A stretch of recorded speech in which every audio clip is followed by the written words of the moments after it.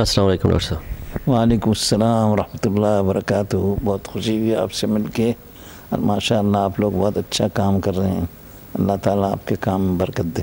بہت مہربانی ڈاکٹر صاحب، بہت شکریہ آپ کا کہ آپ نے ہمیں ٹائم دیا، اور ہمیں بڑی خوشی ہوئی کہ ایک اتنے عظیم شخصیت سے ہمیں آج ملنے کا موقع ملا، اور دلی طور پہ ہمیں خوشی ہوئی کہ پاکستانی ماشاءاللہ اتنے کسی اچھے لیول پہ ہے۔ ڈاکٹر صاحب، ہمارے پروگرام کا بیسک جو مقصد ہے کہ ہم یہ چاہ رہے ہیں کہ جتنے بھی اوورسیز پاکستانی ٹیلنٹ ہیں ان کو تلاش کیا جائے، اور پھر ہمارے پروگرام کا بیسک مقصد یہ ہے کہ کوئی موٹیویشن نوجوانوں میں پیدا کی جائے کہ کیسے ہمارے جو پاکستانی ہیں، بڑے بڑے نام ہیں دنیا میں، کام کر رہے ہیں پاکستان کے لیے، تو انہوں نے اپنی زندگی کا سفر کیسے شروع کیا اور کیسے ترقی کی منازل طے کرتے کرتے آج ماشاءاللہ ایک اچھے مقام پہ پہنچے ہیں۔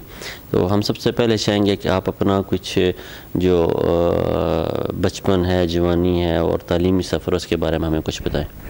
بہرحال میں 1933 میں بمبئی میں پیدا ہوا۔ ہمارے والد ایک تاجر تھے، لکڑی کا بیپار تھا ان کا، لیکن وہ ڈپریشن جو پوری دنیا میں آیا تھا اس کی وجہ سے ان کی معاشی حالت خستہ ہو گئی تھی، چنانچہ میرے پیدا ہونے سے پہلے ہی حالت جو ہے خستہ تھی، لیکن بہرحال الحمدللہ پھر بھی کام چلتا رہا۔ 1939 میں ان کا انتقال ہو گیا۔ اس کے معنی ہے کہ جب میں شاید 6 سال کا تھا، لیکن یہ کہ ہمارے بعض رشتہ داروں نے ہماری والدہ سے کہا کہ آپ کی معاشی حالت بہتر ہو جائے گی، ہم اس بچے کو کہیں نوکری دلا دیتے ہیں ایک کپڑے کی دکان میں، کہ جہاں وہ کپڑے کے تھان جو کھولے جاتے ہیں گاہکوں کو دکھانے کے لیے، ان کو لپیٹنے کا کام کرے گا۔ تو انہوں نے کہا نہیں، یہ تو نہیں ہوگا، میں اس کو پڑھاؤں گی۔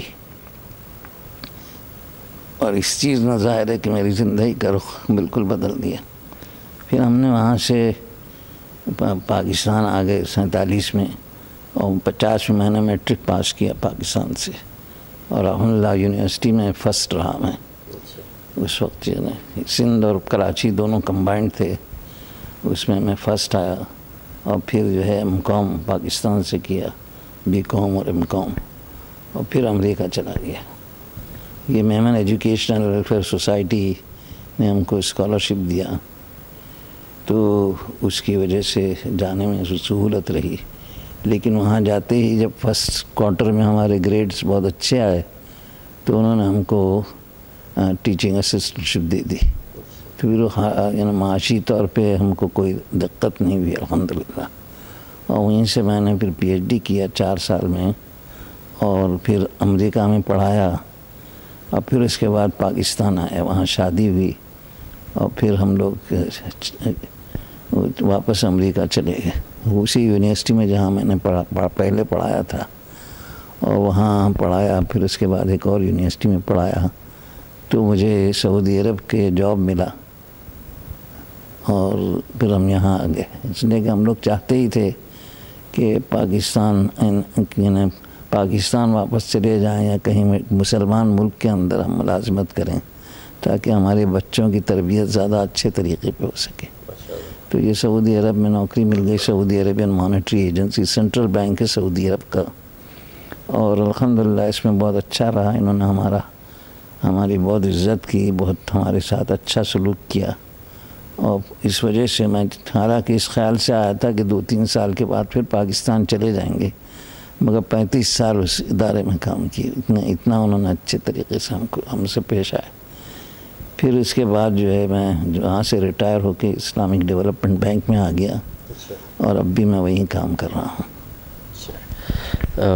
ماشاءاللہ جی، یہ تو آپ کا ہو گیا زندگی کا سفر۔ تو ڈاکٹر صاحب، یہ جو آپ کو سعودی نیشنلٹی ملی ہے، سعودی عربیہ کا تو رواج نہیں ہے کہ اپنے جو فارنر یا کسی بھی ملک کے لوگوں کو یہ نیشنلٹی یہ نہیں دیتے، تو آپ کو یہ اعزازی طور پر ملی ہے یا یہ کیسے؟ منحا اس کو کہتے ہیں، منحا یعنی گفٹ، اور اس کی وجہ یہ تھی کہ یہ mid-60s میں اس ملک میں انفلیشنری کنڈیشنز تھے، آئل انکم خاصی بڑھ گئی تھی، اور اس کی وجہ سے پرائیویٹ سیکٹر کا حکومت کا خرچ بھی بہت بڑا تھا، جس کی وجہ سے انفلیشن کی کنڈیشنز پیدا ہو رہی تھیں.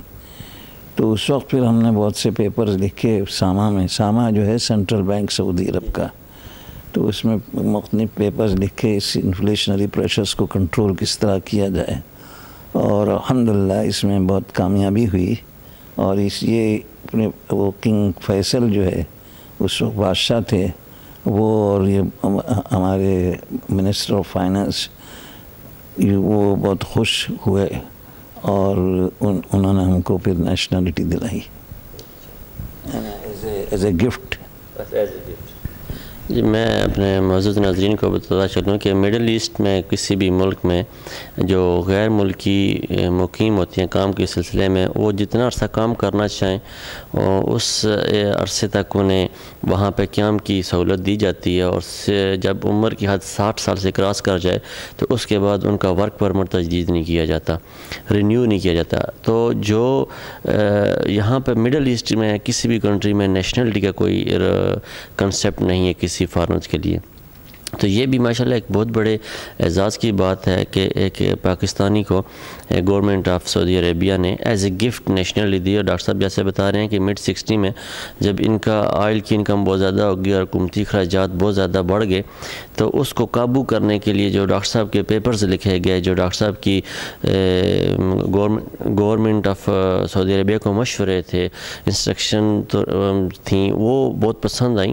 اور کنگ فیصل جو فوت ہو چکے ہیں، انہوں نے ایز اے اور منسٹر آف فائنینس اس ٹائم کے، انہوں نے ایز اے گفٹ کے طور پر انہیں نیشنلٹی دی.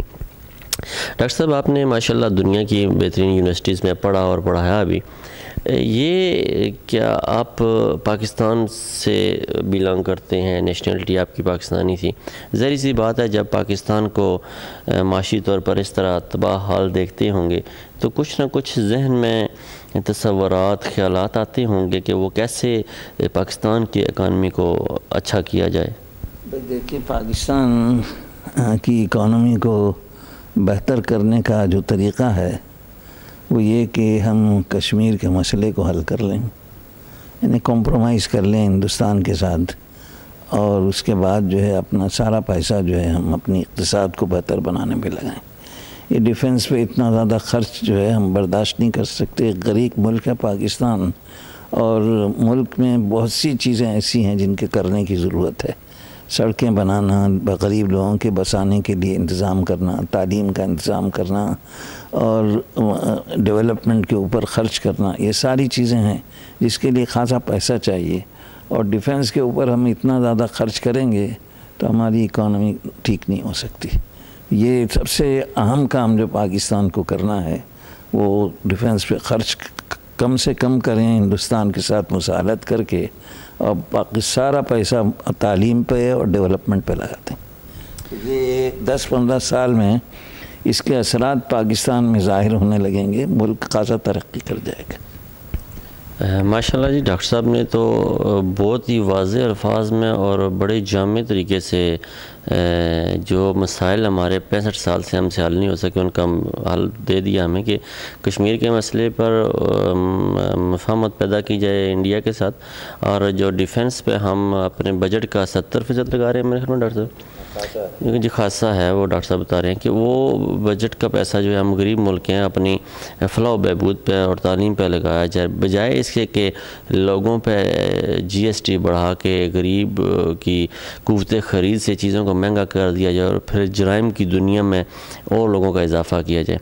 تو ہم ڈاکٹر صاحب سے پوچھتے ہیں کہ ڈاکٹر صاحب یہ جو پاکستانی گورنمنٹ جو بھی آتی ہے وہ غریبوں سے بڑے وعدے کر کے آتے ہیں، لیکن جب وہ بجٹ بناتے ہیں تو اس میں وہ غریب کا خیال نہیں رکھتے. ایسے کون سے عوامل ہیں جن سے وہ ایسا جو پیپل فرینڈلی بجٹ بنا سکتے ہیں؟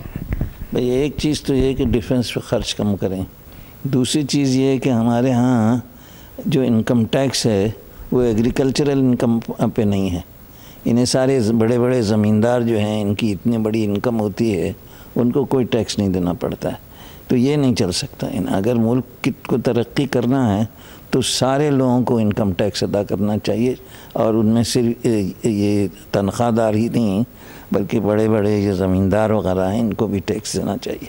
تو یہ ٹیکس دیں گے تو پھر حکومت کے پاس پیسہ آئے گا, وہ ڈیولپمنٹ پہ زیادہ خرچ کر سکیں گے اور ملک آگے بڑھے گا. اور دوسرے یہ کہ دوسرے لوگوں کے اوپر ٹیکس کا بوجھ تھوڑا سا کم ہو سکے گا. یہ نہیں کریں گے تو پاکستان تیزی کے ساتھ ترقی نہیں کر سکتا. یہ جو جی ایس ٹی بڑھا دیا جاتا ہے اور قیمتوں جو عام روزمرہ کی چیزیں انہیں بڑھا دیا جاتا ہے, وہ غریب کو سامنا کرنا پڑتا ہے, اور جو پراپرٹی کی خرید و فروخت ہے اس پہ بھی کوئی ٹیکس نہیں لگا. تو یہ ڈاکٹر صاحب کیسے ایک ٹیکس کا ایسا سرکل کیسے قائم کیا جا سکے؟ آپ تو دنیا کے بہترین ممالک میں رہے ہیں, ان کے سٹرکچر کو اسٹڈی کیا ہوگا کہ ایک ایسا پاکستان میں آپ کو پتہ ہے کرپشن بہت زیادہ ہے ہر معاملے میں, اور ہمارا ریونیو ہی جمع نہیں ہوتا ہم سے, تو وہ کیسے کہ وہ کوئی بچ ہی نہ سکے, وہ اس کا کیا سلیوشن ہے کہ ایسا سسٹم لایا جائے؟ بھئی یہ اس کا طریقہ یہی ہے کہ یہ اگر ہم ہر شخص سے, ہر طبقے سے ٹیکس وصول کریں تو دوسرے لوگوں کے اوپر ٹیکس کا بوجھ کم پڑے گا. زمیندار کو کیوں چھوڑیں ہم؟ ایگریکلچر پاکستان کی انکم پیداوار کا اچھا خاصا حصہ ایگریکلچر ہے, اور اس کے اوپر اگر ٹیکس نہیں ہوگا تو ظاہر ہے دوسرے لوگوں پہ بہت زیادہ پڑ جاتا ہے, اور وہ پھر جو ہے یہ کرپشن وغیرہ شروع ہو جاتا ہے. تو یہ اس کو دور کرنا ہے تو ہر طبقے کے اوپر ملک کے ٹیکس لگایا جائے, اور حکومت ایمانداری سے وصول کرے, اور اس کے بعد جو ہے دوسرے لوگوں پہ جو بہت زیادہ بوجھ ہے ٹیکس کا وہ کم کیا جائے. اگر یہ نہیں ہوتا ہے تو ظاہر ہے حکومت کے اخراجات تو بڑھتے ہی ہیں, خاص طور سے ڈیفنس وغیرہ پہ بھی بڑھ رہے ہیں. تو اس کے پھر پورا کرنے کے لیے حکومت کو ٹیکس لگانا پڑتا ہے, ٹیکسز بڑھانے پڑتے ہیں. تو یہ اگر نہیں کرنا ہے تو دوسری طرف جو لوگ ٹیکس سے بچے ہوئے ہیں ان سے ٹیکس وصول کرو. اب یہ ملک میں ہو نہیں سکتا, اس لیے کہ زمیندار بڑے پاورفل لوگ ہیں, اور یہ پولیٹیکل پارٹیز کی فائنینسنگ بھی کرتے ہیں, ان کے دوست بھی ہوتے ہیں, ان سے رشتہ داریاں بھی ہیں, اس لیے وہ ان کے اوپر ٹیکس نہیں ڈالنا چاہتے. ایمانداری کا تقاضا تو یہ ہے کہ سب سے ٹیکس وصول کرو تاکہ ملک کی حالت بہتر ہو سکے. ابھی تو ڈاکٹر صاحب یہ جو ٹیکس ریفارمز ہیں ان کے لیے تو ایک بڑی اسٹرانگ گورنمنٹ چاہیے, اور ایسے لوگ چاہیے جن کے اپنے ذاتی انٹرسٹ نہ ہوں. لیکن ہماری پاکستانی قوم کی بدقسمتی کے جتنے بھی لوگ ہماری پارلیمنٹ میں آتے ہیں وہ یا تو بزنس مین ہوتے ہیں یا زمیندار وڈیرے ہوتے ہیں, تو وہ ان چیزوں پہ تو وہ ٹیکس لگانا پسند نہیں کریں گے. تو اور اس کے علاوہ کوئی ایسا طریقہ ہے جس سے پاکستان ترقی کر سکتا ہے؟ بس جیسے میں نے بتایا نا کہ ترقی کرنے کے لیے اس کی ضرورت ہے کہ حکومت کے پاس پیسہ ہو سڑکیں بنانے کے لیے, مختلف ڈیولپمنٹ کے لیے جو کام کرنے ہیں ان پہ پیسہ لگانے کے لیے. اگر اس کی یہ نہیں کرتی ہے حکومت تو پھر ترقی کیسے کرے گی؟ دوسرے یہ کہ پرائیویٹ سیکٹر کو آزادی دی جائے کہ وہ آگے بڑھے. ہمارے ملک میں بعض ایسی پالیسیاں بنی تھیں کہ جس کی وجہ سے بہت بڑا سیٹ بیک پہنچا, خصوصاً بھٹو کے دور میں جب انہوں نے نیشنلائز کرنا شروع کر دیا. بہت ساری انڈسٹریز کو, چھوٹی چھوٹی انڈسٹریز کو بھی انہوں نے نیشنلائز کیا, جس کی وجہ سے لوگ بالکل ڈر گئے, انہوں نے انویسٹ کرنا چھوڑ دیا. ان ملک کا پیسہ بہت سارا باہر چلا گیا. اور پھر اس کے بعد ایک وقت آیا کہ جو پاکستان کے اندر فورن ایکسچینج ڈپازٹس تھے لوگوں کے, اس کو جناب فریز کر دیا ہمارے ایک منسٹر نے. تو نتیجہ یہ کہ پھر اس کے بعد وہ فورن ایکسچینج بھی آنا کم ہو گیا. تو یہ اس قسم کی پالیسیز اگر بنائی جائیں گی تو ملک کو دھچکا پہنچتا ہے اور ڈیولپمنٹ میں کمی آ جاتی ہے. ورنہ پاکستان کا پوٹینشیل بہت اچھا ہے. پاکستان میں انفراسٹرکچر ہندوستان سے بہت بہتر ہے, اور ہمارے ہاں لوگ محنتی ہیں, اور تعلیم بھی خاص لوگوں نے خاصی حاصل کی اندر سے اور باہر سے بھی پڑھ کے آئے ہیں. لیکن یہ کہ لوگوں کو یا تو جو قابل لوگ ہوتے ہیں ان کو نوکریاں نہیں ملتی ہیں, اور اپنے رشتہ داروں وغیرہ کو جو بھرتی کرتے رہتے ہیں. اس طرح تو ملک نہیں چلتا نا, ترقی کرنے کے یہ طریقے تو نہیں ہیں. تو ڈاکٹر صاحب آپ کیا سمجھتے ہیں کہ جو نواز شریف صاحب کی پالیسی ہے، وہ کہتے ہیں کہ میں موٹر وے بناؤں گا اور ریل گاڑیاں چلاؤں گا، بلٹ ٹرین چلاؤں گا، تو اس سے غربت میں کوئی کمی آئے گی؟ وہ کیسے؟ یہ سب جو ہے نا یہ شو پیسز ہیں، اس سے ملک کو زیادہ ترقی نہیں ہوگی نا بھئی. آپ کے ملک کی ترقی کے لیے تو یہ ضروری ہے کہ آپ ایگریکلچر کو آگے بڑھائیں، اور ایگریکلچرل ایریاز کے اندر جو پاسبلٹیز کاٹیج انڈسٹریز اس کو بڑھایا جائے، کیونکہ جو ادھر سے ان لوگوں کو نوکریاں نہیں ملتی ہیں تو شہروں میں آتے ہیں تو ان کی حالت بہت خستہ ہوتی ہے، رہنے کے لیے ٹھیک سے جگہ نہیں ہے، تنخواہ بھی بہت کم ہوتی ہے اور کوئی پرسان حال نہیں ہے. تو یہ اس طریقے سے جو ہے پھر لوگ جو ہے ڈکیتیوں وغیرہ کی طرف جاتے ہیں. تو یہ طریقہ یہ ہے کہ آپ ایگریکلچرل ایریاز کو بھی ڈیولپ کریں اور وہاں کاٹیج انڈسٹری کو پھیلائیں. ہم بے شمار ملک ایسے ہیں جیسے تائیوان ہے اور ساؤتھ کوریا ہے، یہاں کاٹیج انڈسٹریز بے انتہا پھیلی ہیں اور ملک نے بہت اچھی ترقی کی. ہمارے ہاں جو ہے یہ سارے لوگ جو ہے بالکل شہروں کی طرف جاتے ہیں اور وہاں ان کو رہنے کے لیے مناسب جگہ نہیں ہے، ان کے کھانے پینے کا صحیح انتظام نہیں ہے، ان کی تنخواہیں بھی بہت کم ہوتی ہیں. چنانچہ پھر ظاہر کیا کرتے ہیں لوگ؟ چوریاں کرتے ہیں، ڈکیتیوں میں مبتلا ہوتے ہیں. تو یہ پالیسیز جو ہے ملک اگر صحیح استعمال کرے تو یہ سب چیزیں نہ ہوں. اور دوسری چیز یہ ہوتی ہے کہ جب لوگ شہروں میں آتے ہیں نوجوان، تو گھر میں جو ان کے اوپر کنٹرولز ہوتے ہیں ماں باپ کا اور بھائی بہنوں کا اور رشتہ داروں کا ایک کنٹرول ہوتا ہے، تو اس وجہ سے لوگ ان برائیوں کی طرف نہیں جاتے. لیکن شہر میں آتے ہیں تو پھر وہ اکیلے ہیں، اب جو چاہیں کریں. ان کو صحبت بھی اگر خراب مل جاتی ہے تو پھر یہ بری چیزوں کی طرف جاتے ہیں. یہ پورا سسٹم ہمارا جو ہے ایک عرصے سے چلا آ رہا ہے، یہ بالکل غلط ہے. یعنی پاکستان میں شروع سے ہم نے غلطی یہ کی کہ لارج اسکیل انڈسٹری کو ہم نے پروموٹ کرنے کی کوشش کی. یہ امریکہ کا ایک مفاد تھا اس میں، انہوں نے اس کو پروموٹ کرنے کی کوشش کی. ہارورڈ کے سے ایڈوائزرز آئے تھے، انہوں نے اپنے انٹرسٹ میں ہمارے ہاں لارج اسکیل انڈسٹری کو پروموٹ کرنا چاہا. لیکن ضرورت اس کی تھی کہ اسمال اسکیل اور کاٹیج انڈسٹری کو پروموٹ کیا جائے، اس لیے کہ اس میں زیادہ لوگوں کو نوکریاں مل سکتی ہیں. بڑی لارج اسکیل انڈسٹری میں زیادہ اعتماد مشینری پہ ہوتا ہے اور نوکریاں بھی کم ملتی ہیں. تو یہ ہمارا شروع سے ایک پالیسیز جو ہے غلط چلی اور ملک جو ہے پیچھے رہ گیا. اب یہ آپ دیکھیں تائیوان ہے، ساؤتھ کوریا ہے، یہاں بے شمار کاٹیج انڈسٹریز انہوں نے بڑھائیں اور یہ اس کی وجہ سے ان کے ایکسپورٹ بھی بہت بڑھے، اور ایکسپورٹ بڑھے تو اس کی وجہ سے ایگریکلچر پہ بھی انویسٹ کیا، انڈسٹری میں بھی انویسٹ کیا، تعلیم میں انویسٹ کیا، اور ملک کے حالات بہت بہتر ہو گئے. جی اب بھی تائیوان کی تو ماشاءاللہ بہت ساری جو پروڈکٹس ہیں وہ میڈ ان تائیوان کی مارکیٹ میں ہمیں نظر آتی ہیں. تو یہ ساری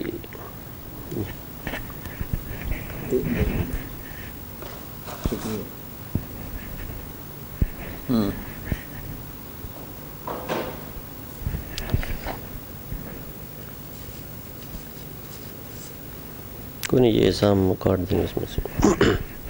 اچھا، تو یہ تو ڈاکٹر صاحب آپ نے بڑے ایک جامع طریقے سے ہمیں بتایا کہ کون سی پالیسیز ڈیولپ کرنے کی ضرورت ہے اور ان کو کیسے بنایا جائے اور کیسے ترتیب دیا جائے. لیکن سوال یہی پیدا ہوتا ہے کہ یہ پالیسیز بنائے گا کون؟ ان کے لیے وہ ذہن کہاں سے لائیں گے؟ جو صلاحیتوں والے لوگ ہیں وہ تو پاکستان چھوڑ چکے ہیں. جیسا ابھی آپ تھوڑی دیر ہمیں پہلے بتا رہے تھے کہ آپ لاسٹ ٹائم جب پاکستان گئے تو آپ کے ساتھ بھی کوئی حادثہ پیش آیا، وہ کیا تھا ذرا آپ بتانا پسند؟ ہم لوگ ایک کارپیٹ کی دکان میں گھسے کارپیٹ دیکھنے کے لیے، میں اور میری بیوی. تو تھوڑی دیر کے بعد اس نے کہا یہ لوگ آ گئے، اور کچھ چار لڑکے تھے، ان کے ہاتھ میں گنز تھیں، اندر گھسے اور جناب انہوں نے اس سے پیسے لے لیے. پھر میری طرف آئے، اور اتفاق سے یہ کہ اللہ کا شکر ہے کہ تھوڑی دیر پہلے ہم نے کیش کرائے تھے پیسے ڈرافٹ، اور وہ میں نے اپنی بیوی کے پاس رکھ دیے. میرے پاس بہت تھوڑے سے تھے، انہوں نے لے لیے، اور پھر ان کی طرف نہیں اماں آپ رہنے دیں. تو یہ اس اماں کے اس میں جو ہے وہ ان کے پاس تو زیور بھی تھا اور پیسے بھی سارے ان کے اس بیگ میں تھے، تو ہم لوگ بچ گئے، ورنہ تو لٹ جاتے. تو اس کے بعد پھر کوئی ایسا اتفاق نہیں ہوا پاکستان جانے کا؟ آپ اس کے بعد پاکستان آتے رہے ہم پاکستان، تو مگر تھوڑے وقفے کے لیے.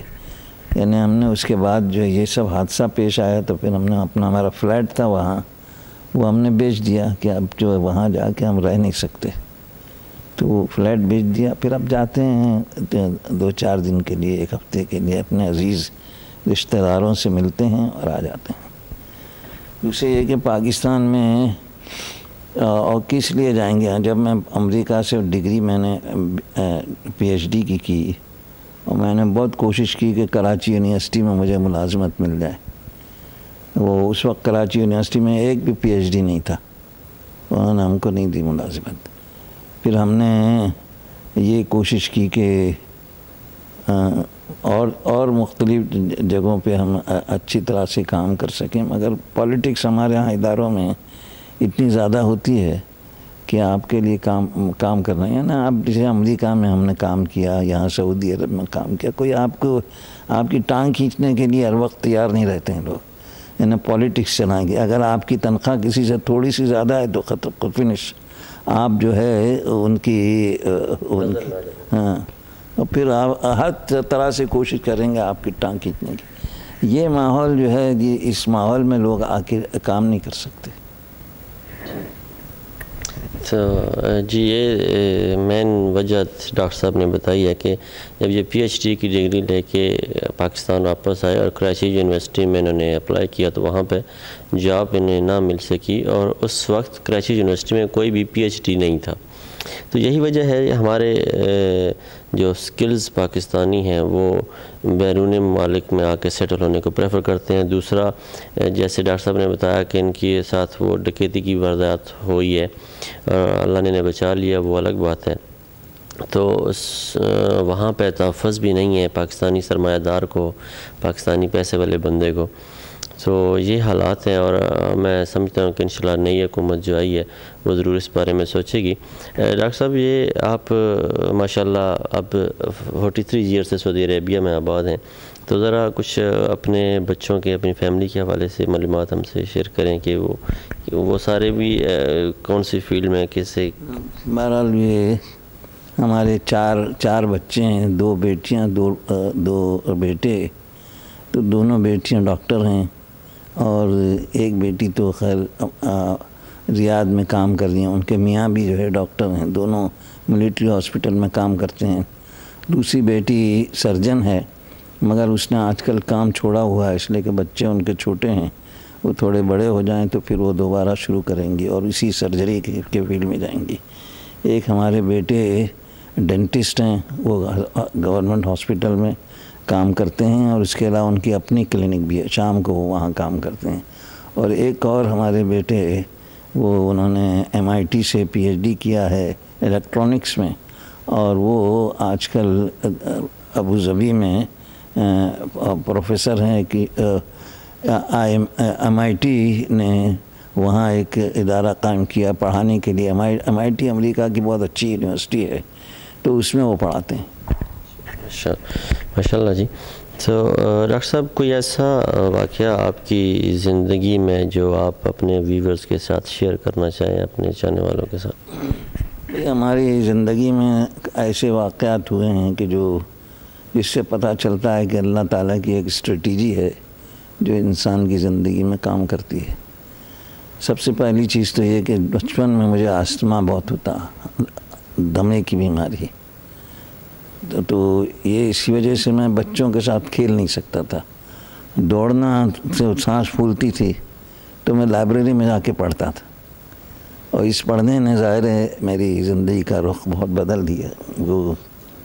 اور اس کے علاوہ دوسری چیز جو کام آئی وہ یہ کہ میرا امریکہ میں ایکسیڈنٹ ہوا، میں عید کی نماز کے لیے ایک شہر سے دوسرے شہر جا رہا تھا کہ راستے میں ایکسیڈنٹ ہو گیا. تو یہ بہرحال اس میں بھی اللہ تعالیٰ کی ایک بہت بڑی مصلحت تھی، کیونکہ میں وہاں یونیورسٹی میں مجھے اچھی تنخواہ ملتی تھی، اور پاکستان میں جب میں آیا تو مجھے 680 روپے کی نوکری ملی تھی، پی ایچ ڈی کر کے امریکہ میں پڑھا کے. تو ظاہر ہے کہ یہ 680 روپے کی نوکری، وہ بڑی وہاں کی نوکری چھوڑ کے میں آ جاؤں تو یہ تو گوارا نہیں ہوتا. شاید میرا ارادہ بدل دیتا، تو پھر اللہ تعالیٰ نے ایکسیڈنٹ کرا دیا، تو پھر میں پاکستان آ